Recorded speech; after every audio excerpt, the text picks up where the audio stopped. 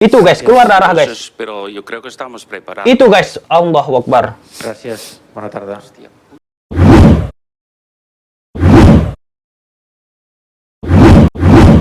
Kaigat ulang coba-coba. Nah, ini beritanya baru banget teman-teman. Kembali Ronald Koeman ketika konferensi pers, darah keluar dari hidungnya. Perlu teman-teman ketahui pada tanggal 31 Januari 2021, pada saat konferensi pers juga, darah keluar dari hidungnya Ronald Koeman. Nah, mungkin teman-teman belum melihat kejadian dan momen tersebut. Ini dia cuplikannya. Yo creo que como tú has dicho que ya llevamos Nah, di situ guys, keluar. partidos contra ellos. Apakah y itu? Kita ulang ya. Di sini guys, partidos contra Marcelino porque detik-detiknya. yo creo que como tú has Darah dicho que atau ya apa yang llevamos keluar dari hidung Koeman dos ya? par- Nah, pada tanggal 26 Februari 2021 sebelum pertandingan Barca menghadapi Sevilla, kembali darah keluar dari hidungnya Ronald Koeman, teman-teman.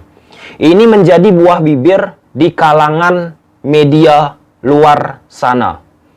Dan harus kita bahas kembali karena tanggal 31 Januari kemarin kita bahas dan kita lihat bersama-sama. Nah, sekarang kita lihat kembali momen yang sangat-sangat yang sangat-sangat tidak pantas ya. Tapi suka tidak suka itulah yang terjadi dan terpublikasi ke berbagai macam media, teman-teman. Yuklah kita lihat momen kejadian darah keluar dari hidungnya Ronald Koeman, teman-teman.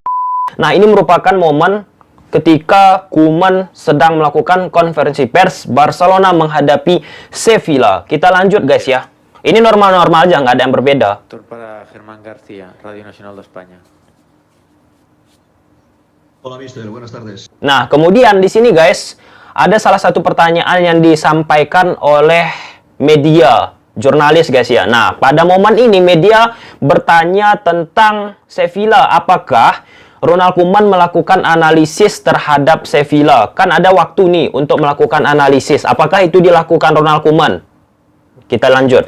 Al lado del tiempo de poder, ya sabemos que los partidos son muy consecutivos. Primera parte Nah, kalau kita lihat dari wajah Ronald Koeman, nggak ada ya hal-hal aneh guys ya. Hal tidak nyaman, masih normal aja. partido de leche para que hubiese dos partes tan distintas. En la segunda inspirado el equipo, en la primera el vestuario. Gracias. Sí, hablamos y sí analizamos. Nah, di sini Koeman jawab guys ya bahwa ya kami melakukan analisa baik itu individu ataupun tim. Kurang lebih seperti itu guys ya. Sí, Kita lanjut. nuevamente con los jugadores que Nah, nos itu guys, pasó keluar otro darah día. tuh. Itu keluar darah guys, keluar darah tuh. Nah, keluar darah guys. Itu. Kita ulang ya. Ini untuk dalam waktu yang sangat berdekatan guys. Sí, hablamos y Lihat, sí saksikan. analizamos individualmente con los jugadores que Nah. nos pasó otro día. Aduh. Entonces quiere decir Aduh, que asli guys. Kasihan aku guys. Aduh. analizamos, pero yo creo que tampoco todos los equipos juegan siempre sido bueno. Nah, jadi Koeman ngejawab nih seperti yang aku sampaikan tadi. Koeman dan timnya Barcelona guys ya akan melakukan analisis seperti biasa. Baik itu individu ataupun tim. Kurang lebih seperti itu ya kalau ditranslatekan ke dalam bahasa Indonesia. Dan di pertandingan besok ataupun di kandang Sevilla teman-teman ya. Banyak juga tim-tim yang dapat hasil yang positif. Ada juga tim-tim yang mendapatkan hasil yang negatif. Tapi kami siap, kata Ronald Koeman guys. Kita lanjut guys ya. Ini pertanyaan kedua yang disampaikan oleh jurnalis yang bertanya tentang Sevilla juga. Kita lanjut dulu. Fem una... Pertanyaan terakhir nih. Hola, em sentiu? Perquè no m'heu desmutat. Ara, li volia bona tarda, però també és un desavantatge per al rival. Nah, jadi wartawan ataupun jurnalis tersebut bertanya ke Ronald Koeman, apa kerugian dan keuntungan ketika bertemu dengan Sevilla, yang dimana jadwal mepet nih, bukan hanya pertandingan ini aja guys ya, beberapa waktu yang ke depan besok bertemu lagi Barcelona Sevilla Copa del Rey, teman-teman. Kita lihat apa jawaban Koeman. Sí, es un poco sin jugar este durante la semana y nosotros sí. Entonces, pero yo creo que estamos preparados. Nah, keluar darah guys. Itu guys, keluar darah guys. Entonces, pero yo creo que estamos preparados. Itu guys, Allahu Akbar. Gracias. Buenas tardes. Jadi apa yang disampaikan Koeman ini normatif guys ya. Bahwa ya ada untung ada rugi, tapi kami tetap harus siap. Nah, itu kurang lebih guys ya kalau bahasakan ke Indonesia. Ventaja que ellos tienen. Kita ulang sekali lagi ya. Entonces, pero yo creo que estamos Itu guys, darah guys. keluar. Estamos preparados. Gracias. Buena tarde. Dibersihkan kuman, guys. Dan habis pertanyaan, memang udah habis, itu yang terakhir tadi. Jadi teman-teman harus mengetahui, sebelumnya di tanggal 31 udah aku jelaskan juga apa-apa saja penyebab dari mimisan ataupun bahasa medisnya epistaxis. Mungkin bisa teman-teman lihat di video sebelumnya. Nah, kita sekarang berbicara tentang penyakit kuman yang dialaminya pada tahun 2020. Pertengahan tahun, teman-teman, yaitu penyakit jantung. Kalau nggak salah bulan Mei ya, bulan Mei tanggal 3. Penyakit jantung, serangan jantung yang dialami oleh Ronald Koeman. Nah, kalau kita kaitkan dengan mimisan ataupun keluar darah dari hidungnya, ada apa nggak hubungan penyakit jantung, serangan jantung ataupun mimisan? Kalau yang aku baca guys, aku kan kebetulan sedang melakukan pendidikan di dunia medis juga, pendidikan kedokteran. Nah, jadi di situ jawabannya bahwa tidak ada hubungan penyakit jantung sama mimisan, epistaxis. Apa-apa saja penyebab mimisan ataupun epistaxis bisa teman-teman lihat di video tanggal 31 Januari aku juga berkaitan tentang kuman berdarah juga hidungnya.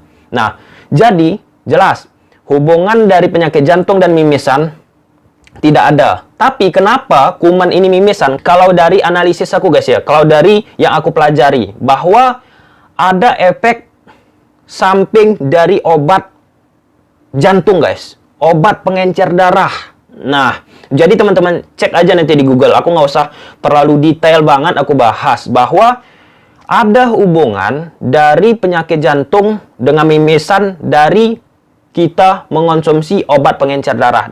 Jadi kenapa kuman ini bisa mimisan?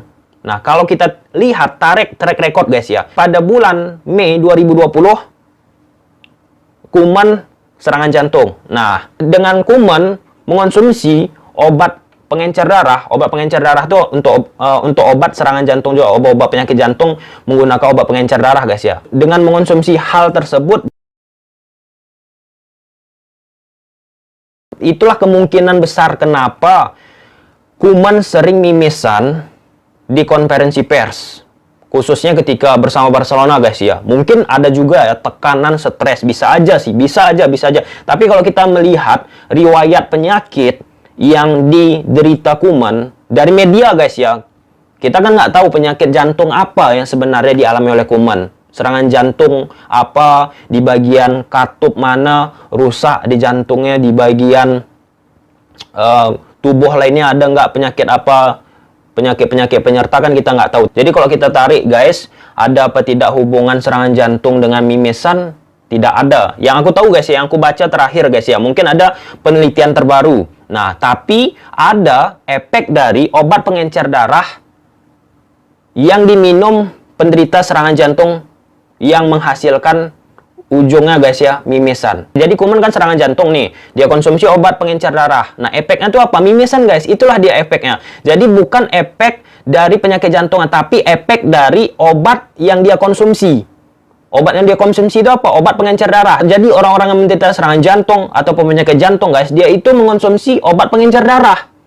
Nah, jadi efek yang dia minum dari obat pengencer darah itu, itulah dia mimisan ataupun keluar darah dari hidungnya guys. Nah, jadi flashback juga nih, apa-apa saja sih penyebab dari mimisan ataupun epistaxis. Pertama, bisa proses dari buang hingus yang terlalu keras. Biasa kan kita lihat pesepak bola terlalu keras ya guys ya, buang hingus. Yang kedua, tidak sengaja melukai hidung. Yang ketiga, bentuk hidung yang bengkok. Yang keempat, sinusitis akut. Ataupun yang kelima, ada tumor di hidung ataupun penggunaan obat-obat pengencer darah yang aku sebutkan tadi guys. Kemudian kelainan pembekuan darah. Tapi kalau kita lihat dari case kuman ini, tampaknya ada korelasi antara dia terkena penyakit jantung dengan pastinya kuman harus mengonsumsi obat pengencer darah yang efeknya dia mimisan guys. Nah, tapi kan ini kan analisis aja guys ya, yang aku pelajari dari ilmu medis, ilmu kedokteran guys. Tapi itu harus kita tanya langsung sama kuman, riwayat penyakitnya gimana guys. Ini kan hanya menganalisa dari luar guys ya, jadi nggak bisa jadikan patokan. Oke, sampai situ aja guys videonya. Dan ini merupakan hal yang memprihatinkan tentunya bagi kuman, yang dimana masa-masa sulit sedang dialami Barcelona.